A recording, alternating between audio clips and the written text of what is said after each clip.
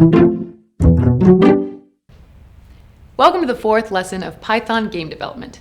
We're going to introduce an important concept: lists. Exciting, right? A list is used to store data.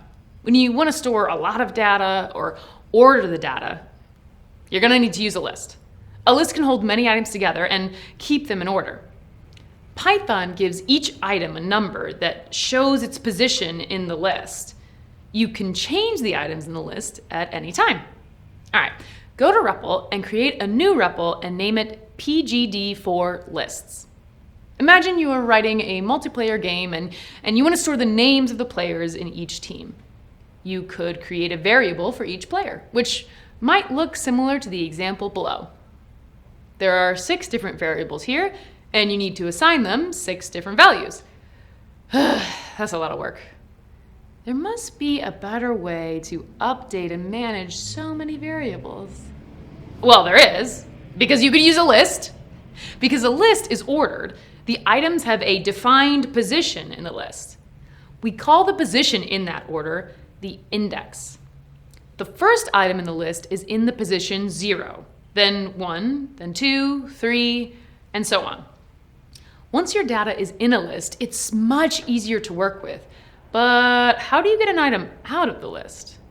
That's pretty easy in Python. To get an item out of the list, just type the name of the list, then add the item's position or index in the list by putting it inside square brackets. What? No, we added position square brackets 1, so it should display coconut. Did I make a mistake? No. Python index starts counting list items from 0 rather than starting at 1. So fruits 1 will return banana. And then if we want the last item from the list, it would look like fruits 2. Okay? Okay. So here we have this long list of all the fruit available in our Fruit Direct online store, but we need to change one of the items as it's no longer available. How can we do that? It's pretty simple. To change the value of a specific item, refer to the index number.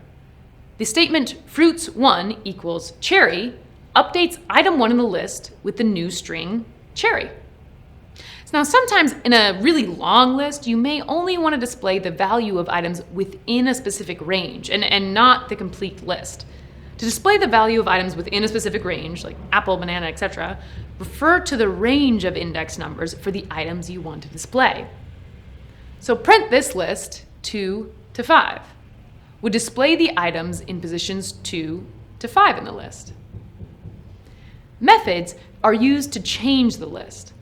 While there are a number of methods available to you as a program, they all follow kind of the same syntax. The list name followed by the method you are calling, like this. Cool. You are making great progress and your coding toolkit is quickly expanding, so I'll see you again soon.